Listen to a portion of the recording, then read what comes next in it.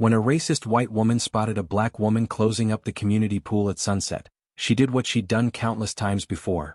Pulled out her phone, dialed 911 and fabricated a threat. What she didn't know, the woman she was reporting had just finished her first month as the FBI's regional chief.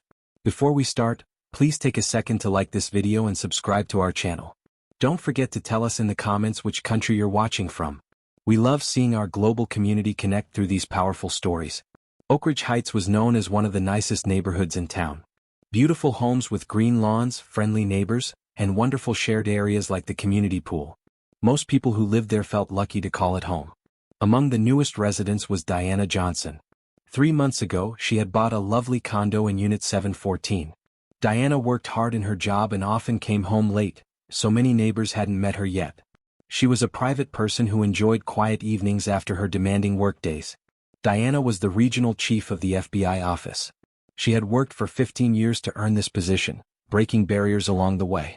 Her job involved keeping people safe and making sure justice was served fairly for everyone. After a particularly long day at work, Diana decided to unwind with a quick swim. The community pool was usually empty after 7 p.m., making it perfect for a peaceful evening dip. She grabbed her towel, book, and pool key before heading out. The evening was beautiful. The setting sun painted the sky in shades of orange and pink as Diana walked toward the pool area. She slid her key into the gate lock, entered, and placed her belongings on a nearby chair. Just as she was about to dip her feet into the cool water, a sharp voice broke the silence. "Excuse me.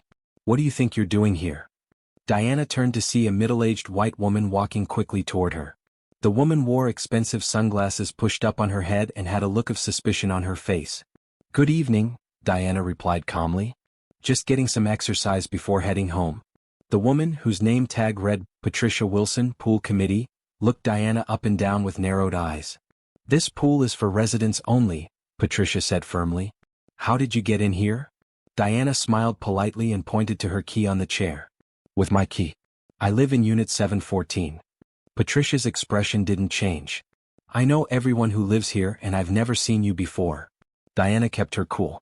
This wasn't the first time she'd faced such questioning, both in her personal life and professional career. "I moved in about 3 months ago," Diana explained. "I work long hours so I'm not around much during the day." Patricia crossed her arms. "Do you have your resident ID card?" Diana reached for her bag and pulled out her resident card.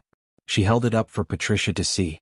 "That could be anyone's card," Patricia said dismissively, barely glancing at it. "What's your name again?" "Diana Johnson, Unit 714, Diana repeated, her voice still calm but firmer now. Patricia pulled out her phone and began typing. "I'm going to check the resident list right now." While Patricia scrolled through her phone, another resident, an older man named Walter Chin, entered the pool area. He smiled when he saw Diana. "Good evening, Ms. Johnson. Nice to see you using the pool finally. How are you settling in?" Walter called out warmly. Patricia looked up, surprised. "You know her?" Walter nodded. "Of course. Diana moved in a few months ago. She came to the welcome dinner in March." Instead of apologizing, Patricia's face reddened. She ignored Walter and turned back to Diana. "Well, the pool rules say it closes at 8 p.m., and residents need to start packing up by 7:30. Diana checked her watch. "It's only 7:15. Patricia's mouth tightened. "Well, there have been problems lately with non-residents using our facilities. People jumping the fence and causing trouble." Diana kept her expression neutral. "I understand your concern for security, but as you can see, I have a key and proper ID. I'm a resident just like you." Something in Patricia's expression changed. Instead of backing down, she raised her phone again, this time to record Diana. "I'm going to need you to leave anyway. I'm the head of the pool committee, and I have concerns about your presence here." Walter stepped forward. "Patricia, that's enough. I've confirmed she's a resident." Patricia ignored him. "If you don't leave now, I'm calling security. Or worse." Diana shook her head. "Please do what you feel is necessary. I'll be swimming for the next 20 minutes. That's when Patricia dialed 911. Her voice suddenly changed from demanding to fearful as soon as the operator answered. "Yes, hello? I need to report a trespasser at Oak Ridge Heights Community Pool," Patricia said, her voice trembling artificially. "She refuses to leave and is being aggressive. I don't feel safe." Diana listened in disbelief as Patricia continued to lie. "No, she can't prove she lives here." "Yes, I feel threatened." Please hurry. By now, several more residents had gathered, drawn by the commotion. Some had their phones out, recording the interaction. Patricia ended the call with a triumphant look. The police are on their way. You should leave before they get here. Diana nodded calmly. I'll wait for them, thank you. Within minutes, 2 police cars pulled up outside the pool area. 4 officers approached carefully, standard procedure when responding to a potential conflict. The lead officer, Sergeant Rodriguez, spoke first. We got a call about a disturbance. What's going on here? Patricia stepped forward eagerly. This woman refuses to leave our private pool area. I asked her repeatedly to go, but she won't. I don't believe she lives here. Sergeant Rodriguez turned to Diana. Ma'am, can I see some identification please? Diana nodded and reached into her bag. Instead of pulling out her resident ID again, she retrieved her FBI credentials and badge. Special Agent in Charge Diana Johnson, FBI Atlanta Field Office, she said calmly, showing her federal identification. The air around the pool seemed to freeze. Patricia's mouth fell open. I do live here in Unit 714, Diana continued. I've shown my resident ID already, but it was questioned. Sergeant Rodriguez examined Diana's credentials carefully before returning them with newfound respect. Thank you, Director Johnson. He turned to Patricia, whose face had drained of color. Ma'am, did you call 911 claiming to be threatened? I didn't know who she was, Patricia stammered. That's exactly the problem, Diana replied evenly. You made assumptions based on how I look, not on facts. Then you lied to emergency services about feeling threatened when no threat existed. Walter stepped forward again. Patricia has done this before. Last month, she called security on the Rodriguez family's teenage son when he was using the gym. Another neighbor nodded. And before that, she questioned my brother when he was visiting. He was just sitting by the pool reading. Sergeant Rodriguez had been taking notes. Making false reports to emergency services is a serious offense, ma'am.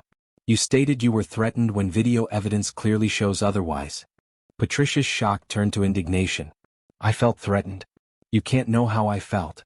Your 911 call was recorded, the officer reminded her. You claimed aggression that didn't occur. That's a false report. As Patricia was taken aside to discuss potential charges, more residents approached Diana with apologies. She's been doing this for months, one woman admitted. Always to black residents or visitors. Never to anyone else. Walter, who served as the HOA president, looked deeply embarrassed. We've tried to address her behavior in board meetings, but she always has excuses. Diana finally sat down at the pool's edge, dipping her feet in the water. Discrimination doesn't always scream. Sometimes it whispers behind rules that are only enforced for some people and not others. That evening, after the police left and Patricia had been issued a citation for filing a false report, the residents gathered for an impromptu meeting at the pool. Diana hadn't planned to speak, but when asked, she stood up. What happened today is bigger than one person's actions, she said. It's about how communities either stop this behavior or allow it to continue. In my work, I've seen how prejudice becomes normal when good people stay silent. The incident sparked immediate action. The next day, the HOA board called an emergency meeting. They voted unanimously to remove Patricia from the pool committee and begin proceedings to fine her under the community's anti-harassment policies. New rules were created requiring all committee members to complete anti-bias training. Security protocols were standardized so all residents would be treated equally. Most importantly, a new community oversight group was formed with members from all backgrounds. Patricia faced legal consequences for filing a false police report. She was ordered to pay a fine and complete community service hours. The experience humbled her, and while not everyone forgave her immediately, she eventually apologized publicly for her actions. For Diana, the pool finally became what she had originally wanted, a place of peace. The following weekend, residents organized a proper welcome party for her, 3 months late but sincere in its offering. News of the incident spread beyond Oak Ridge Heights. Local media covered the story, with Diana's identity protected at her request, focusing on the broader issues it raised. Community associations across the city reviewed their own policies, recognizing similar patterns of selective rule enforcement. Diana received a call from her superior at the FBI. Your handling of that situation has started important conversations here too, he said. We're looking at how our own policies might need similar review. 6 months later, Diana was asked to lead a new FBI initiative focused on community relations and training for law enforcement agencies nationwide. The program would help officers recognize and address hidden biases in their communities. Sometimes, she told her team during their first meeting, the most important work isn't catching criminals. It's preventing the smaller injustices that happen when we judge others without evidence. A year after the incident, Diana attended the community's annual gathering and now called the Unity Celebration. As she watched children of all backgrounds playing together in the same pool where she had once been questioned, she felt hopeful. Not the naive hope that prejudice had disappeared, but the practical hope that comes from seeing a community learn, change, and hold itself accountable. Walter approached her with a smile. You know, that difficult evening turned out to be the best thing that ever happened to Oak Ridge Heights. We're a real community now. Diana nodded. Sometimes justice comes in unexpected moments, when someone simply stands their ground and waits for truth to emerge. The pool at Oak Ridge Heights now symbolized something powerful. A reminder that standing up for what's right can change not just a moment, but a community's future. For Diana Johnson, FBI chief and catalyst for change, that was a case worth solving. As the sun set over the community pool that evening, Patricia Wilson stood at its edge, watching families of all backgrounds enjoying the water together. The past year had changed her in ways she never expected. After completing her community service at a local civil rights museum, she had gradually begun to recognize patterns in her own thinking. The same patterns that had led her to pick up the phone that fateful evening. I keep thinking about how I never questioned the white visitors, she admitted to Diana during a chance meeting at the community center. I never even realized I was doing it. Diana nodded. Awareness is the first step toward change. Patricia hesitated before adding, I'm speaking at the next HOA orientation. Telling my story as a warning about how bias works when we don't examine it. As she watched Patricia walk away, Diana reflected on how a single confrontation had transformed not just a neighborhood but also the people within it. Some lessons come with badges and consequences, but the most important ones lead to genuine change. The community pool shimmered in the evening light, no longer a place of division, but a symbol of what happens when people choose to see each other clearly with fairness and respect. And sometimes that's the greatest justice of all.